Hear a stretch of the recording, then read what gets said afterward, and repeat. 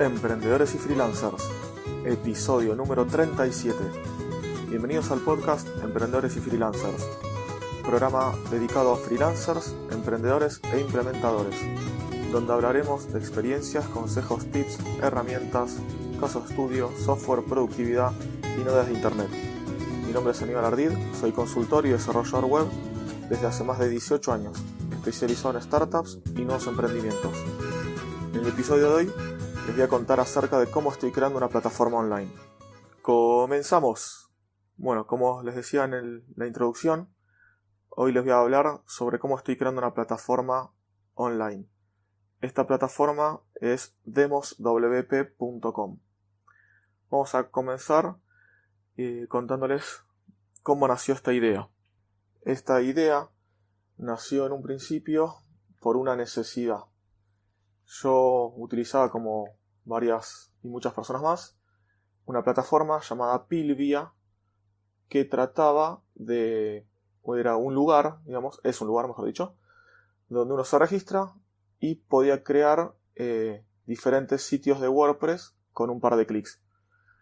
Lo bueno que tenía es que, bueno, como digo, con un par de clics ya tienes un sitio WordPress funcionando y de esta manera no hace falta que crees nada en tu servidor ni en otro lugar, ni local, por ejemplo. Muchos lo que hacemos es también trabajar localmente. Bueno, de esta manera, estando donde quieras, estando en tu trabajo, en una oficina, en un café, donde sea, sin ni siquiera tener tu computadora, entrabas, creabas una instalación de WordPress de cero y ahí podías hacer lo que quisieras, ya sea desarrollar, probar algún tema, probar algún plugin, lo que sea. Y si querías después la borrabas, y si no, bueno, la dejabas ahí. Es más, yo uno de los últimos sitios que hice para un cliente por un amigo, lo hice 100% en Pilvia y luego lo exporté y cuando ya estaba listo lo subí al hosting definitivo a producción. Bueno, ¿qué pasó con esto? Que esta plataforma pasa a ser 100% paga. No deja ninguna cuenta gratuita, ni siquiera para crear un sitio. Esto pasa a partir de fin de año, fin del 2018. Entonces, bueno, ante esa necesidad y la comodidad que yo tenía utilizando esta herramienta, como les decía, tiene varias ventajas, además de, digamos, contra lo que sería desarrollar en local. Entonces, bueno, me surgió las ganas, la posibilidad de hacer esto por mi cuenta. Entonces, bueno, ¿cómo fue el tema, no? Primero, bueno, validar la idea, ya está validada. Tiene un montón de clientes esta plataforma, hay muchísima gente que la usa. Y bueno, esto ya estaba, digamos, como idea de negocio, ya está validado. Lo que yo tenía que probar era, bueno, ver si lo podía lograr hacer algo similar. Si lo podía hacer para mí, genial. Si lo podía hacer para después brindarle el servicio a estas más personas, mejor aún todavía y nace una posibilidad de negocio. En ese momento, cuando me surgió esta idea, más o menos hace un mes, comencé a hacer pruebas, a crear diferentes scripts, diferentes códigos para crear on the fly, digamos, o a pedido, ¿sí? Crear estos sitios. Al principio probé haciéndolo medio a mano, después fui creando con diferentes configuraciones o haciéndolo más personalizable, hasta que, bueno, como decía, en un principio en realidad eran comandos de bash, diferentes scripts escritos en la consola de Linux, y después, bueno, fui cambiándolo hasta que, bueno, logré hacer una pequeña página PHP, toda hecha a mano con código desde cero, pequeñas clases y pequeños objetos, la fui haciendo. Bueno, ahí fue saliendo, hasta, bueno, logré en un servidor mío de pruebas a hacer esto. En un principio era un dominio de pruebas que yo tenía y las instalaciones se creaban en subdirectorios.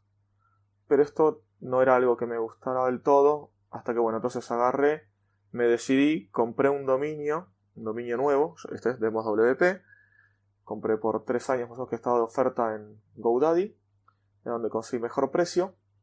Entonces, bueno, compré el dominio en DigitalOcean, que es donde yo hospedo casi todas mis webs, las webs personales mías, no de clientes, las hospedo todas ahí en DigitalOcean.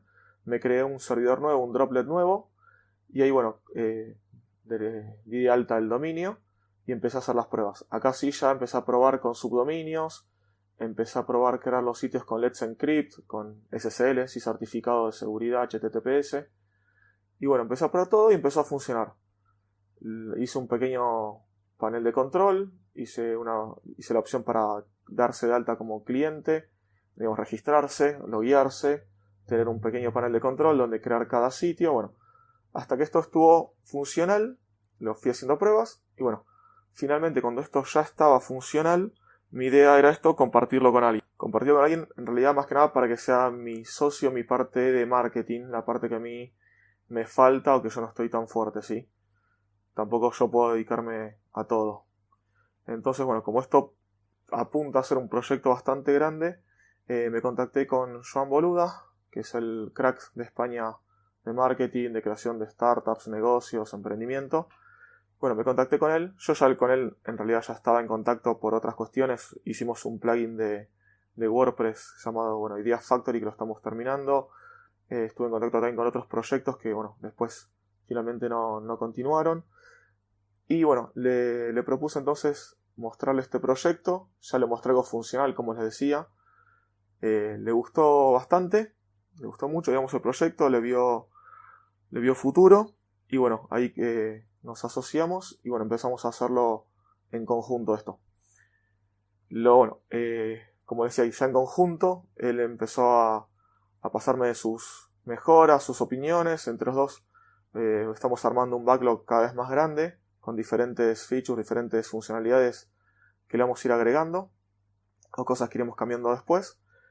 Y bueno, ya cuando esto estaba funcional, lo probamos entre los dos, teníamos la opción de, por ejemplo, bueno, obviamente registrarse como usuario nuevo, loguearse, crear un sitio. El sitio que en un principio se creaba, solamente poníamos los datos del sitio de WordPress, por ejemplo, el nombre, usuario, contraseña, la URL, elegís el subdominio que se va a generar, el site name, como lo llamamos, y algo más, ¿no? La dirección de email, y hay una opción que era para si querés borrar el contenido que te genera WordPress de prueba, que siempre es un post y una página te genera de prueba apenas haces la instalación.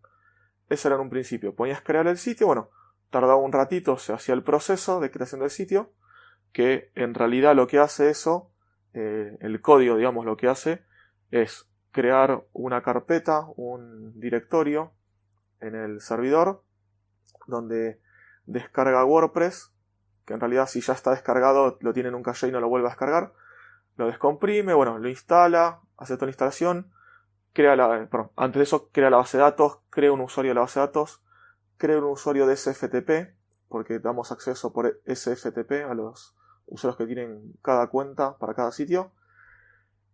Bueno, como decía, luego de hacer la base de datos se instala WordPress, y luego de instalar WordPress, bueno, el sitio ya queda configurado. Esto te aparece en el panel de control, en una pequeña tabla. Te dice, bueno, los datos que tenés para acceder a tu sitio. Tenés los datos para acceder por SFTP, como les decía antes, con un usuario propio y contraseña propia de cada sitio, y un dominio, un host propio de cada uno. Además también los datos del MySQL, usuario y clave diferente para cada sitio. Además también de un acceso por PHPMyAdmin, por si el usuario no tiene algún soft de MySQL, puede entrar directamente por web al PHPMyAdmin. Y además de esto, había diferentes botoncitos en esta tabla, ¿no? En la parte de Actions. Tenemos el botón para ver más información. Un botoncito obviamente, para borrar el sitio. Luego habíamos agregado un botón para clonar el sitio. Esto es bastante interesante porque podemos tener un sitio como si fuera una plantilla creado. Y bueno, luego con un botoncito de clonar, con un simple clic, ya se copia exactamente el sitio a otro subdominio con otros datos de acceso, ¿no? Pero el sitio se copia tal cual como estaba. Y con estas opciones fue como salimos, digamos, a producción a contarlo a la gente. Yo lo estuve contando, bueno, por redes sociales, algunos conocidos, para que vayan probando y validando. Y luego Joan en un principio lo contó en el podcast que él tiene de wpradio.es, WordPress Radio. Ahí ya empezamos también a recibir feedbacks y bastantes altas de usuarios. Luego eso fue un miércoles. El viernes lo contó también en el podcast que tiene de Así lo hacemos, con Alex Martínez Vidal, que luego Alex, el genio, nos hizo un rediseño muy muy lindo de toda la landing, y también el logo, bueno, obviamente. Y bueno, luego que acá ya tenemos bastantes usuarios que se están empezando a dar de alta y a generar sitios. Y bueno, estaba funcionando todo bien, teníamos consultas.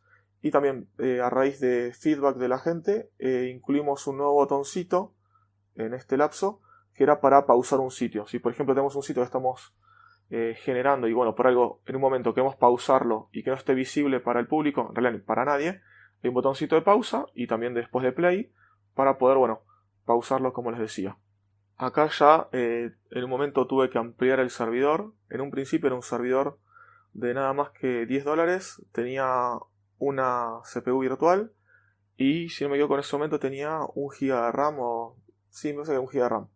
O sea, dense cuenta con esos pocos, esas pocas especificaciones, esas pocas características que tiene el servidor, como digo, una CPU, 1 GB de RAM, ya había montados más o menos en ese momento, no sé si 300, más o menos 200 y pico, 300 instalaciones de WordPress.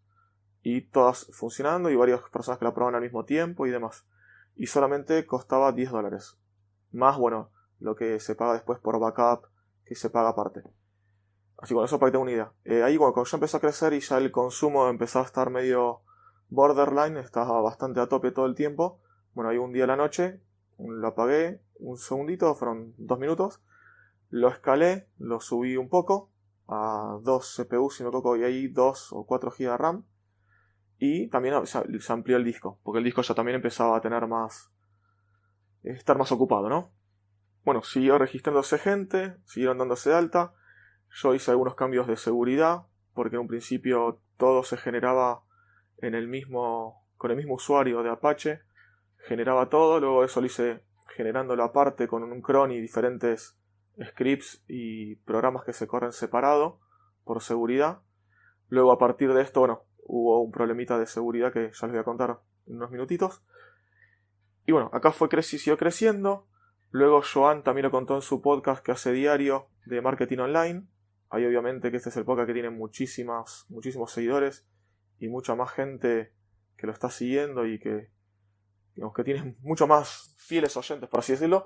Bueno, hay un pico terrible de usuarios registrados y de visitas en el sitio. Bueno, siguió creciendo, seguimos bien. Todavía el servidor no lo volvimos a ampliar en cuanto a memoria y a CPU.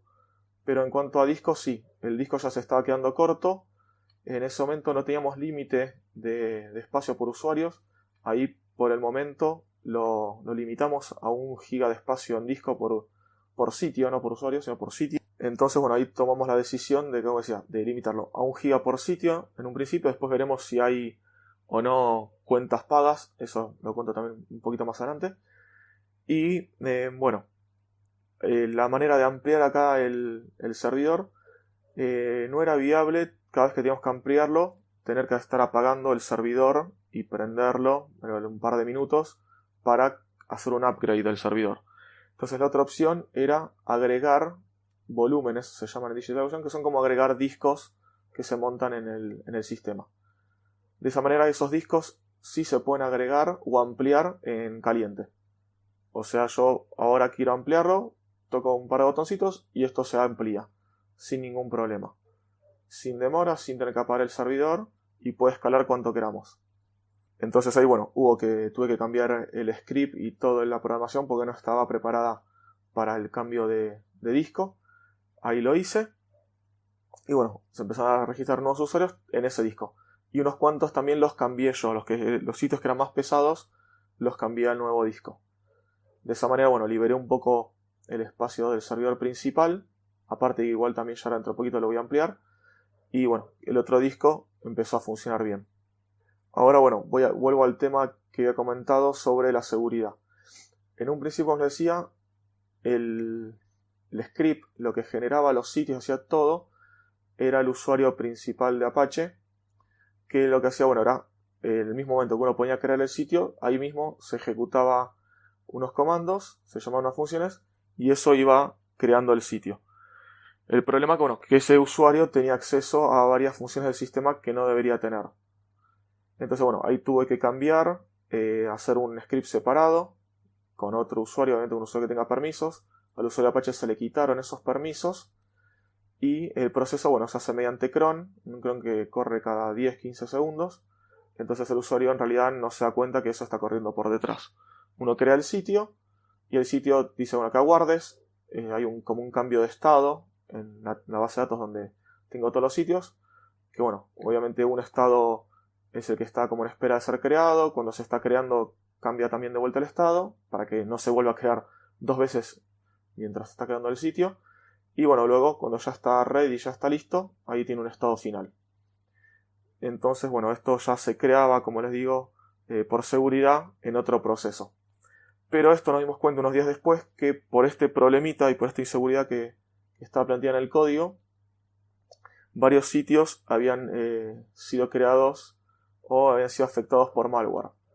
Malware es una especie de virus, ¿sí? Código inyectado, código que se sube a estos sitios para realizar diferentes cosas malignas, ya sea enviar spam, minar Bitcoin, bueno, o usarlo para saltar a otros sitios e ir infectando otros sitios. Bueno, esto afectó a bastantes sitios y bueno, acá había que... esto resurgió porque un usuario nos mandó un mail diciendo que tenía malware, luego otro más. Bueno, ahí ya vimos y empezamos a investigar que eran varios sitios los que estaban infectados. Acá lo que hice, bueno, en un principio fue bloquear el acceso por URL a estos sitios para que no sigan infectándose y no sigan atacándolos. O sea, les di de baja el virtual host de Apache para que estos sitios no tengan acceso, pero quedó abierto el acceso por FTP y por MySQL. Entonces, bueno, a los usuarios que me iban escribiendo, en un principio les recomendaba que si podía se bajen lo que necesiten por FTP o en PHPMyAdmin, hagan un backup o lo que quieran, y si podían, lo borren y lo creen de vuelta al sitio. Eso era lo mejor en realidad en cuanto a seguridad. Lo que los sitios creados nuevos, ninguno tenía problemas.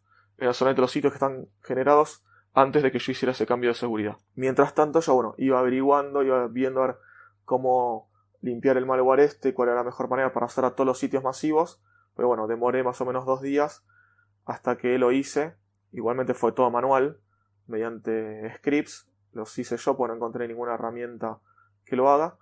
Este malware había generado 3 archivitos en la carpeta WP Includes. Bueno, esos 3 archivitos con un par de scripts los borré a mano de todos los sitios.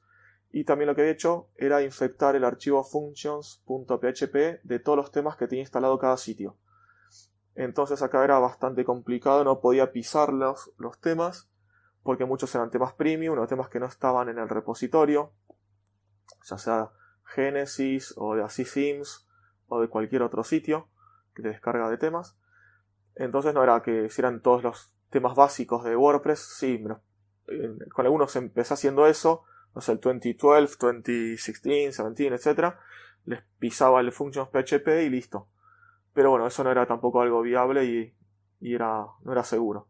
Pero bueno, empecé a investigar y vi que el functions.php de todos los sitios que estaban modificados tenía el mismo patrón, el mismo código y terminaban con una misma frase, una misma llamada a una función que estaba comentada en todos los sitios. Y ahí, bueno, lo que hice fue crearme otro script que lo que hacía era buscar en todos los archivos functions.php que ya están infectados, que yo ya tenía identificados, buscar el pedazo ese de código que estaba en el código y borrar desde el principio hasta esa línea de código, borrarlo. Y después, bueno, tenía que hacer una pequeña corrección porque me quedaba una línea como media rota, la corregía y listo. Y bueno, de esa manera, finalmente limpié todos los archivos functions.php. Uno de esos sitios también eran que yo había generado de prueba, así que corrí la herramienta WordFence, que es para mí uno de los mejores plugins de seguridad que hay, porque ya lo había probado antes en realidad limpiar los sitios. Lo que hace que es, además de detectar todo el malware que haya en el sitio, con la opción que tiene de scan, aparte de detectarlo, como les decía, tiene la opción de limpiarlo. Esa opción es genial porque los archivos que detecta que son nuevos, que están como creados de cero con malware, te da la opción de eliminarlos directamente. Y los archivos que son, por ejemplo, los temas estos que estaban creados, editados mejor dicho, te da la opción de limpiarlos sin borrarlo. Limpia perfectamente esa parte del código. Pero bueno, este plugin no se puede usar masivo para todos los sitios y como eran más de, no sé, unos cuantos sitios que había que borrar, era imposible ingresar uno por uno, instalar el plugin y correrlo a mano. Entonces, bueno, cuando ya vi qué era lo que limpiaba WordFence y cómo lo hacía, bueno, ahí yo después lo hice. De esa manera también a los usuarios que me iban escribiendo ya les iba diciendo que ya estaban corregidos. Y, bueno, todo esto, no se había dicho, los usuarios se enteraban que el sitio tenía malware luego porque yo los había pasado a un estado nuevo en el cual, bueno, les marcaba en nuestra plataforma, en la tabla de todos sus sitios, que yo les había puesto un cartel que tenía malware y, bueno, más o menos los pasos que tenían que hacer para corregirlo. De esa manera, bueno, sus usuarios se iban enterando. Cuando yo ya terminé de hacer todo esto, los pasé todos de vuelta al estado que ya estaba listo, el sitio, como que era un sitio creado bien de cero, y además, bueno, les di de alta de vuelta a todos los virtual hosts para que estén funcionales nuevamente. Ahí con eso ya quedó este problemón resuelto, que me tuvo, bueno, varios días preocupado. Como les había dicho antes, el tema de monetización y de sitios, de cuentas pagas o Premium o Pro, todavía no está decidido. Eso se va a encargar solamente Joan. Él está haciendo gestiones con diferentes hosting, diferentes empresas para ver si conseguimos sponsoreo, que obviamente nos dé un ingreso que pueda bancar y solventar los gastos del servidor, que por ahora no son tantos, pero van a ir creciendo. En cuanto más usuarios y más movimiento haya, esto va a ir creciendo. Y también, obviamente, para ir agregando nuevas funcionalidades. En un principio esto lo estoy haciendo yo todo a pulmón, todo en mi tiempo libre, cuando puedo. Y bueno, dedicándole horas mías a la programación, a las mejoras. Que bueno, hablando de Roma, tenemos varias mejoras para incluir y para agregar a la plataforma. Por ejemplo, importar y exportar sitios directamente con un botoncito en el panel de control de Demos WP. Botoncitos para migrar directamente el sitio o importarlo desde y hacia algún hosting, que eso también tenemos que arreglar con algunos hosting para no tener que andar haciéndolo pidiéndole al usuario la cuenta de FTP, la cuenta de usuario de base de datos y demás. Si ya tenemos arreglo con algún hosting, de esa manera seguramente tendrán alguna API y ahí ya se puede conectar con el sitio que les está dando el hosting y va a ser el traspaso más fácil. Bueno, y hay varias más funcionalidades. También les conté que después de que lanzamos y que lo probamos, agregué una funcionalidad que es un botoncito que dice opciones avanzadas y desde la misma creación del sitio se puede ya elegir qué plugins instalar del repositorio, obviamente, o qué temas también del repositorio y activarlos por defecto. Y algo que estoy habilitando ya esta semana, o sea, cuando salga este podcast ya va a estar incluido, es una opción de cuando creamos el sitio, poder meterle contenido de prueba. Va a aparecer un combito con 3 opciones. Contenido de prueba de WordPress, de la parte de unit testing, de temas, de una página llamada wptest.io y contenido de prueba de Genesis Framework. De esta manera ya cuando crees tu sitio puedes tener un montón de posts, páginas, menú y demás todo creado para que no esté vacío. Y bueno, me queda un poquito más, pero vamos terminando porque si no se está haciendo muy largo ya este capítulo. El viernes voy a hacer un poquito, nombrando ahora más o menos qué herramientas utilicé para crearlo y cuáles estoy utilizando ahora para mantenerlo y modificarlo. Y así, bueno, llegamos al final de este episodio. Les pido como siempre que por favor me hagan llegar cualquier consulta, duda, sugerencia por correo electrónico, por la parte de contacto en mi página web ardid.com.ar o también, bueno, si se registran en demoswp.com tienen un botoncito también de contacto. Y finalmente, si les pareció de interés este episodio, les pido que lo compartan con algún conocido, amigo o en las redes sociales. Y si pueden también que le den me gusta, estrellitas, corazoncitos en la plataforma de podcasting que estén escuchando. Y también se suscriban para así ya les llegue y se descarguen los episodios nuevos cada vez que lancemos uno. Que lance uno, no voy a hablar en plural. Bueno, muchas gracias por escucharme y te espero el próximo viernes con un nuevo episodio de Freelance Tips.